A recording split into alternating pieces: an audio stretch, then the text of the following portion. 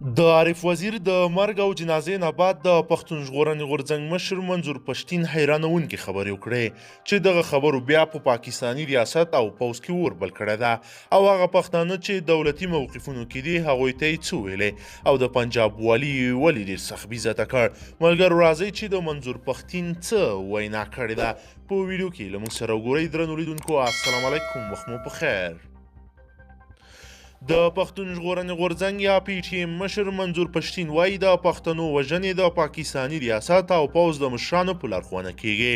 منظور پښتین چې تیر ماښام پر خپل فیسبوک پاڼه په ژوندۍ بڼه خبرې کولې ویل د شهید عارف وزیر د قتل قضیه به د پاکستاني ریاست او پوځ پر خلاف مخ تړو او د دې لپاره به په پاکستان دننه او د بهر نړۍ په هیوادونو کې احتجاجونه کوو.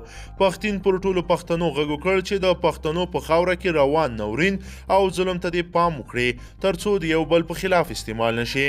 د پښتون ژغورنې غورځنګ مشر منظور پښتین وایي په امنیت کې پښتانه افسران او بیلابیلو برخو کې اغیزمن پښتانه چې لږ تر لږه په پاکستان کې اغیز لري هڅه دې وکړي چې د خپلو موقفونو له امله هم د پښتنو پر ضد استعمال نشي. پښتین د عارف وزیر د شهادت په اړه د پنجاب د گورنر ټویټ ته په اشاره ویل چې د شهید عارف وزیر د قتل پړه د افغانستان پر امنیتي ادارو راچول د عارف وزیر د شهادت او د پښتنو سپکاوی دی او په دې کار پنجاب ډیر خوشحالیږي. د پښتنو په خاوره کې له پښتنو سره د روانو ظلمونو او بې عدالتۍ سره سم بیا هم د پښتنو غورځنګ د امن او عدالت غږ کوي. نوموړي د لر او بر پر پښتنو او افغانانو غږ وکړ چې په خپله خاوره د امن او سولې راوستلو لپاره دې هڅې وکړي او ټول دې سره په اتفاق شي. پښتین وایي زموږ احتجاجونه او لاریونونه سوله ییز دي.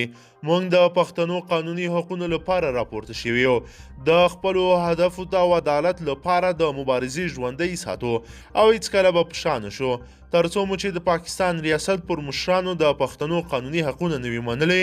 دا په داسې حال کې ده چې څو ورځې وړاندې د غورځنګ پر مخکښ او فعال غړي سردار محمد عارف وزیر د جنوبي وزیرستان په مرکز واڼه کې د ملیشو له لوري وسلوال برید وشو چې عارف وزیر بیا د سختو ټپونو له امله ساور کړه. په ورته مهال اوس به د غورځنګ د غړیو او پلویانو احتجاجونه د شهید عارف وزیر د قتل او نورو بېګناه پښتنو د وژل کېدو او پښتنو سره د روانو ظلمونو په پار په پاکستان دننه او بهر هیوادونو کې دوام ولري.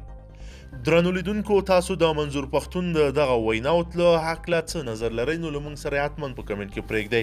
که ویډیو مو خوښه شوي نو ضروري لایک کړئ او که چیرې غواړئ چې ورته تازه او مهمو پیښو څخه ځان ډېر ژر او په لنډو کې خبر کړئ زموږ چینل سره سبسکرایب کړئ. تر بله ویډیو مو په لوی رب سپارمه.